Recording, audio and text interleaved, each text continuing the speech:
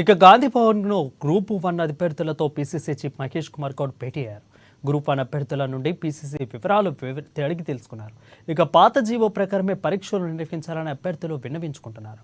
10 ఏళ్లలో ఎన్ని ఉద్యోగాలు ఇచ్చారో కేటీఆర్ గుర్తుంచుకోవాలని పీసీసీ చీఫ్ ఫైర్ అయ్యారు. రాష్ట్రాన్ని కేసీఆర్ అప్పుల కుప్పగా మార్చారని అన్నారు. ఇక బీఆర్ఎస్ టైంలో చేసిన సకల జనుల సర్వే రిపోర్ట్ను ఎందుకు బహిర్గతం చేయలేదని ప్రశ్నించారు. సామాజిక వర్గాల గురించి మాట్లాడే హక్కు బీఆర్ఎస్కు లేనేలేదని అన్నారు. అన్ని వర్గాలకు న్యాయం చేస్తామని మహేష్ కుమార్ గౌడ్ హామీ ఇచ్చారు.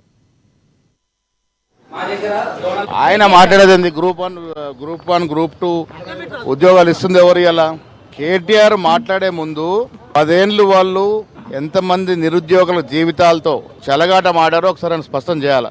10 ఏళ్లలో మీరు ఇచ్చిన ఉద్యోగాల సంఖ్య ఎంత? ఇలా రేవంత్ రెడ్డి గారు కాంగ్రెస్ ముఖ్యమంత్రి అయిన తర్వాత ఈ రాష్ట్రంలో మేమిచ్చిన ఉద్యోగాల సంఖ్య ఎంత? కేటీఆర్ ఎట్లాగో రాజకీయం చేస్తారు, కానీ నిరుద్యోగులు అర్థం చేసుకోవాల్సిన పాయింట్, 10 ఏళ్ళు మీ జీవితాలతో ఆడుకున్నటువంటి బీఆర్ఎస్ పార్టీ ఇవాళ కళ్ళబొల్లి మాటలు చెప్తే నమ్మేదెలా? మీరు నీళ్లు నిధులు నియామకాల పేరుతో తెలంగాణ తెచ్చుకొని సర్వం దోపిడీ చేశారు. ఇవాళ మాకు చిత్తశుద్ధి ఉంది కాబట్టి వచ్చిన 9 నెలల లోపే, మేము అధికారంలోకి 9 నెలల లోపే దాదాపుగా 50,000 పైచీలకు ఉద్యోగాలు ఇచ్చాం.